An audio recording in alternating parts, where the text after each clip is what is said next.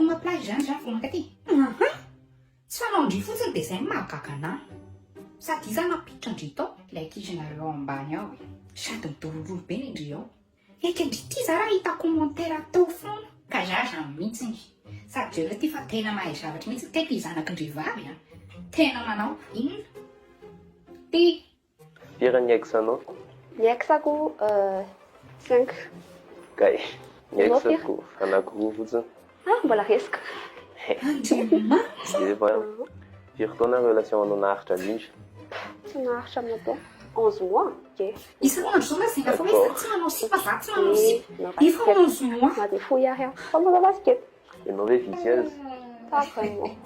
À une échelle de 10, hein, tu te mets combien sur le lit? Sérieux. 5. 5. Ouais.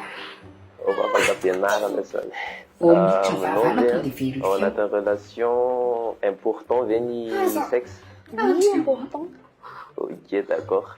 Et tu préfères combien d'enfants à l'avenir? 2. Confusion.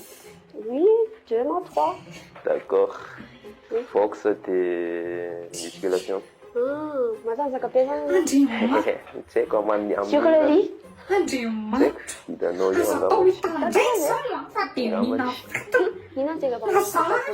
Forma, c'est vont tirer mentalité personnelle.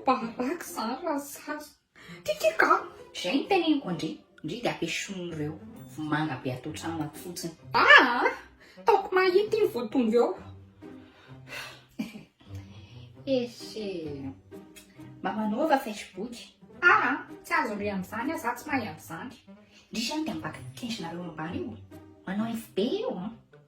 Fiainanareo rehetra ato aderaderan'io amin'ny Facebook daholo. Anga? Mba hoe chambre izy ato amin'ity trano ity mbola tsy nangana n'iny sary. Nanenina zay tsy nisy. Ataoko mahalala ny anarako indro. Fa ty connexion tenga tsy mampazotoana amin'io e. Mampidirana ilay politique tellement rien.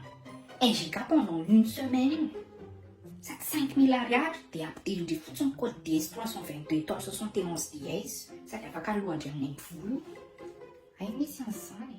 Oui! Aiza moa nareo no araka talozanareo matory be amin'ny andro atoandro? Manao jeu za fa tsy matory. Kandi crèche raha mandeha an'ireny adalan'ny zanakindry ireny sy mivady rimapravy. Maninona?